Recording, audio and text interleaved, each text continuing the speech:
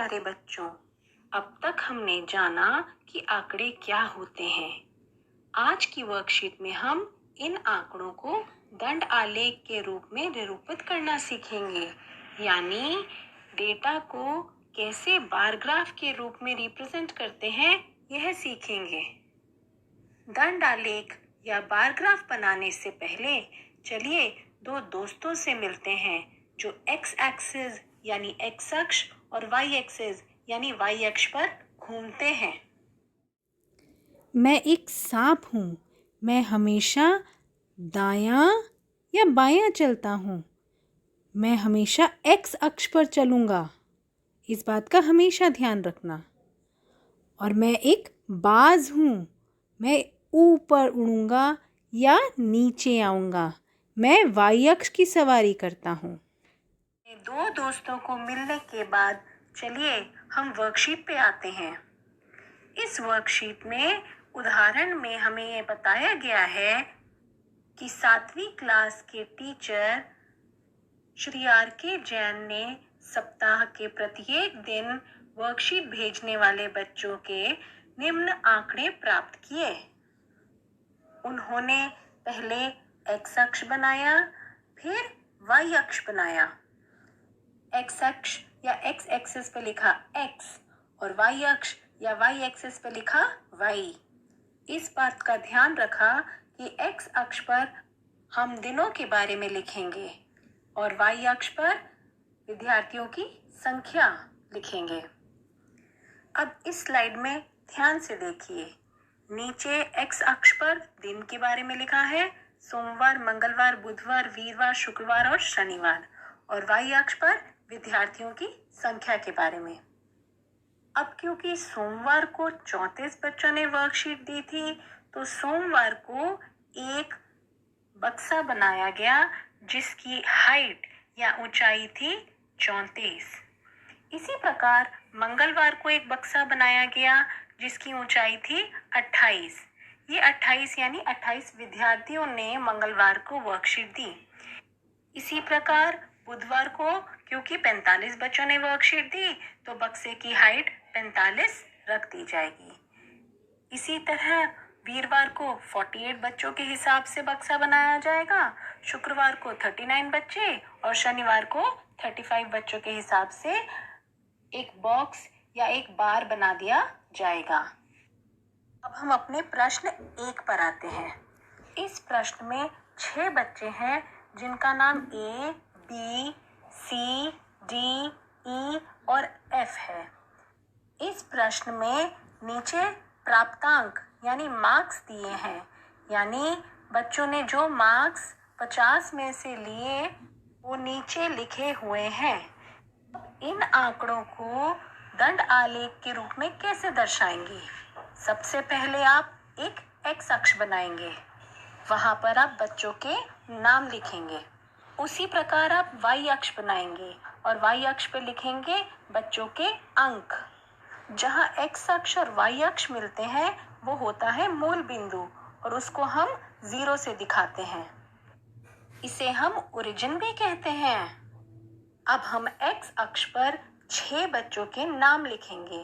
ध्यान रखना है कि उन सब के बीच की दूरी बराबर होनी चाहिए।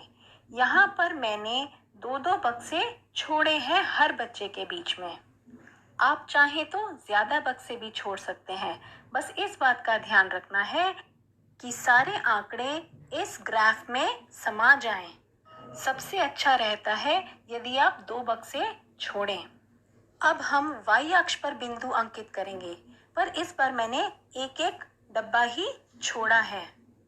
आप चाहें तो 2-2 डब्बे भी छोड़ सकते हैं, पर इस बात का ध्यान रखना होगा कि हर निशान बराबर दूरी पर हो। मैंने यहाँ पर एक बक्सा ही छोड़ा है। सबसे नीचे तो आएगा 0, फिर 10, फिर 20, फिर 30, फिर 40 और फिर 50। मुझे 50 से आगे बढ़ने की जरूरत नहीं है, क्योंकि हम जानते हैं कि बच्चा 50 से ज्यादा अंक प्राप्त नहीं कर सकता।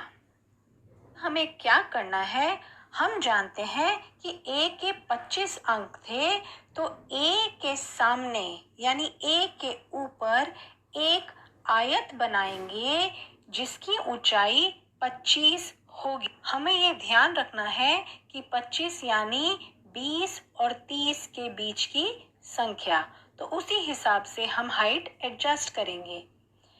बी ने कितने अंक प्राप्त किए? 36। तो बी पर हम एक आयत बनाएंगे जिसकी हाइट होगी 36। यह बार या ये डंडा जो हमने बनाया है दर्शाता है कि बी ने 36 अंक प्राप्त किए। इसी प्रकार हम सी पर एक आयत बनाएंगे जिसकी हाइट होगी 42, क्योंकि सी ने 42 अंक प्राप्त किए। इसी प्रकार आप डी के लिए 29 की हाइट वाला आप एक आयत बना सकते हैं। ई के लिए आप कितना बनाएंगे? 39 यानी 39 अंक क्योंकि उसने प्राप्त किए हैं, तो इसके ऊपर जो आयत बनेगा उसकी हाइट 39 होगी। और एफ के लिए 45 प्राप्तांक हैं, तो एफ की जो ऊपर आयत बनेगा उसकी हाइट 45 होगी।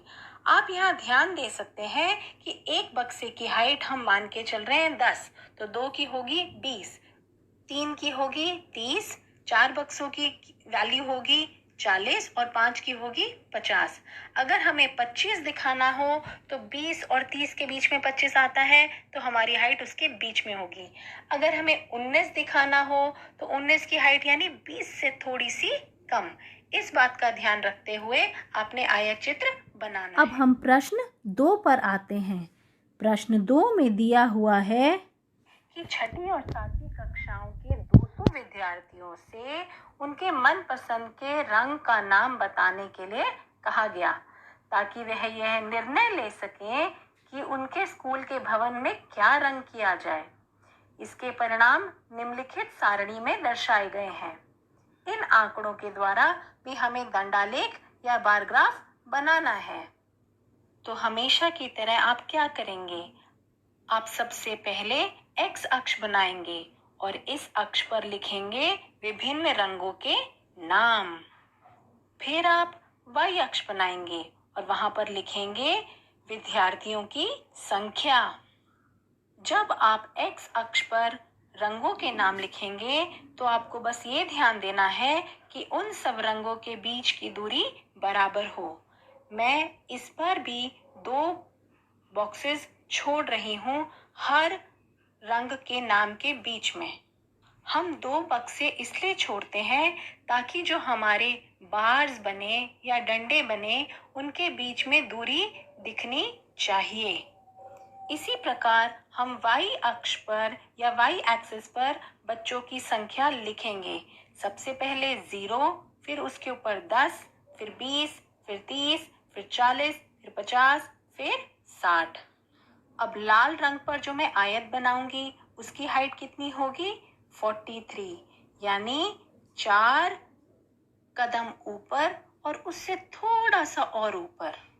कुछ इस तरह कि आयत की हाइट 40 और 50 के बीच में दिखनी चाहिए, पर आधे से थोड़ा कम।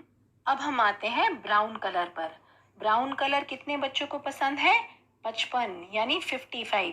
तो इसकी हाइट कितनी लेंगे आप? 5 डब्बे और आधा डब्बा और, तो उसकी हाइट हम 5.5 डब्बों से दर्शा देंगे। अब नीला रंग कितने बच्चों को पसंद है? 19।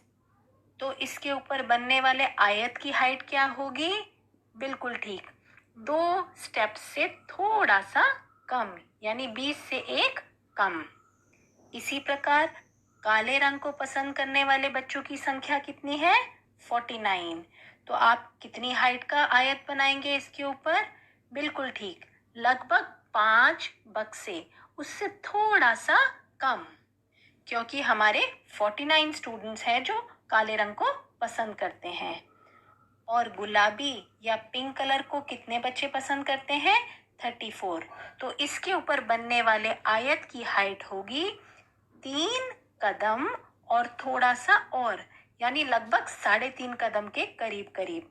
तो आप उसको ग्राफ में एक्यूरेटली बड़े ध्यान से देखते हुए बना लेंगे।